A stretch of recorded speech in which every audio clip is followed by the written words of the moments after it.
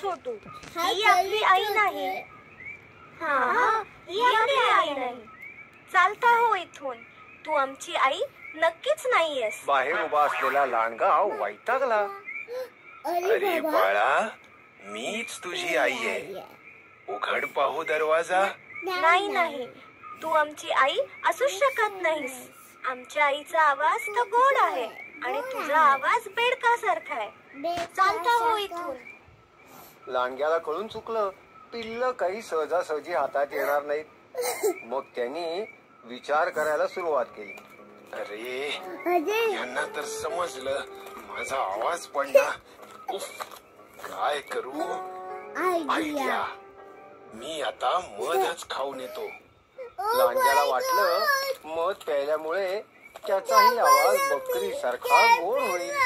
त्यांनी जंगलात मधमाशांचं एक पोळं शोधलं.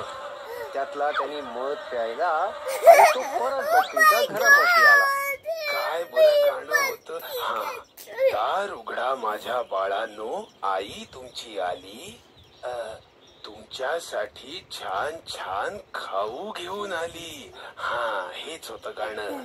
बकरीच्या घराजवळ येऊन त्यांनी दार वाजवलं.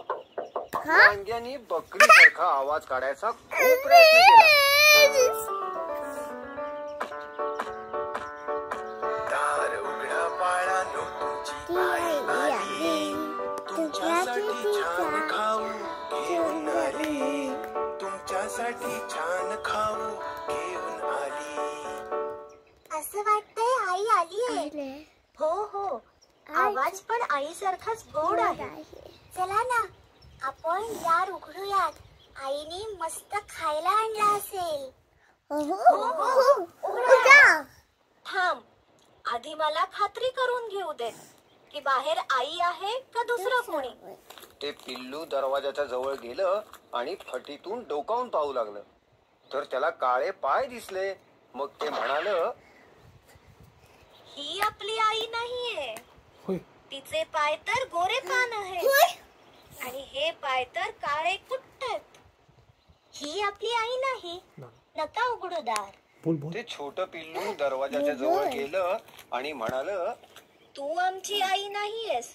तुझे पाय तर काळे आहेत आणि आमच्या आईचे पाय तर गोरे आहेत. चालता हो इथून. तू आमची आई नाहीयेस. निघून जा इथून. आता लांडगा जाम